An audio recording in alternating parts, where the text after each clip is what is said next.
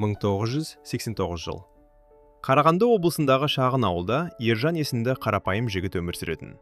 Ол бай емес еді, үлкен қызметі де жоқ. Бірақ оның бір арманы болды — отбасы құру. Сол жылдары ауылға жаңадан көшіп келген Айдана деген қызбен танысты. Айдана өте әдемі еді. Ауылдағы көптеген жігіттер оған сөз салды, бірақ Айдана Ержанды таңдады. Өйткені Ержан бай болмаса да, өте мейірімді, сабырлы адам еді. Бір жылдан кейін олар үйленді. Алғашқы жылдары бәрі жақсы болды. Кішкентай үй, қарапайым өмір. Бірақ бақыт бар еді. Көп ұзамай олардың ұлы дүниеге келді. Олар баланың атын Аян деп қойды. Ержан күндіз түні жұмыс істейтін, отбасын асырау үшін кейде 2 жұмыста да істейтін. Ол шаршаса да, үйге келгенде баласын қолына алып күлімсірейтін. Бірақ 90-шы жылдардың қиын кезеңі басталды. Жұмыс азайды, ақша жетпей қалды. Айдана бұрынғыдай күлімдемейтін болды. Ол қаладағы өмірді армандай бастады. Әдемі киім, үлкен пәтер, жеңіл өмір. Бір күні кешке ол Ержанға қарап: «Біз осылай өмір бойы кедей өмір сүре алмаймыз», деді. Ержан үндемеді. Ол бар күшін салып жүргенін білетін, бірақ кейде тағдыр адамға мүмкіндік бермейді.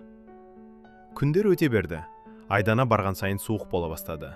Бір күні ол чемодан жинады. Ержан таңғалып: «Қайда барасың?» деп сұрады. Айдана жай ғана айтты: «Мен бұлай өмір сүре алмаймын. Мен қалаға кетемін». Ержан тағы бір сұрақ қойды: «Ал бала ше?» Айдана бір сәт үнсіз тұрды. Сосын жай ғана: «Бала сенде қалсын», деді. Сол күні Айдана кетіп қалды. Ержан 3 жасар ұлымен жалғыз қалды. Бұл оның өміріндегі ең ауыр күн болды. Түнде баласы ұйықтап жатқанда Ержан үнсіз жылады. Бірақ таңертең ол қайта күш жинады. Өйткені енді ол тек өзі үшін емес, баласы үшін өмір сүру керек еді. Ол ұлын өзі тәрбиеледі. Тамақ пісірді, киім жуды, балабақшаға апарды. Кейде көршілер көмектесті, кейде ешкім көмектеспеді. Бірақ Ержан ешқашан шағымданбады. Аян өсе бастады. Мектепке барды. Ержан әрқашан оған бір нәрсе үйрететін: ешқашан адамды қиын кезде тастама. Өмірде ең маңыздысы адалдық. Жылдар өтті. Аян өте ақылды бала болып өсті. Мектепті жақсы бітірді. Кейін университетке түсті. Ержан ұлын оқыту үшін бар тапқан жұмсады. Бір күні Аян әкесіне айтты: «Әке, мен шетелге оқуға барғым келеді». Бұл үлкен мүмкіндік еді, бірақ оған көп ақша керек болатын. Ержан біраз ойланып отырды. Сосын жай ғана айтты: «Бар балам, сенің арманың орындалуы керек». Ол үйін сатып жіберді. Аян шетелге кетті. Ержан ауылда жалғыз қалды. Бірақ ол ешқашан өкінген жоқ. Жылдар өте берді. Аян сирек келетін.